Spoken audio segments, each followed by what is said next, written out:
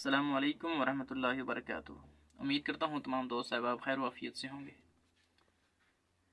زمانے کے اندر دو طرح کا مریض پائے جاتے ہیں، ایک بندہ ذہنی مریض ہوتا ہے، ایک جسمانی مریض۔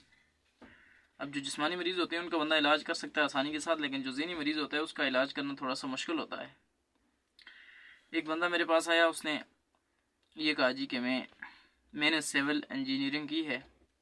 تو میں نے اس سے پوچھا بھائی ٹھیک ہے، ویسے ہی باتوں میں نے اس سے یہ پوچھا کہ فلسطین کے اندر جو ظلم ہو رہا ہے اس کے خلاف پاکستان، ایران، ترکی، یہ کچھ بھی جو بھی ممالک ہیں یہ کچھ نہیں کر رہے، کوئی ایکشن نہیں لے رہے، کیا وجہ ہے؟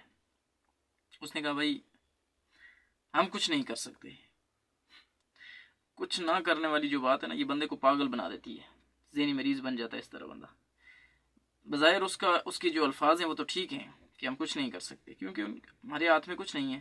نوجوان لوگوں کے ذہن کے اندر ایک چیز بٹھا دی گئی ہے کہ ہم کچھ نہیں کر سکتے، یہ جو کنسیپٹ ہے نا، یہ تو بہت غلط ہے۔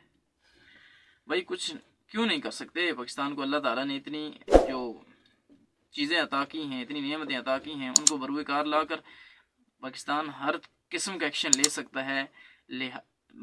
وجہ یہ ہے، صرف چپ رہنے کی وجہ یہ ہے کہ بندہ غلام بن گئے ذہنی۔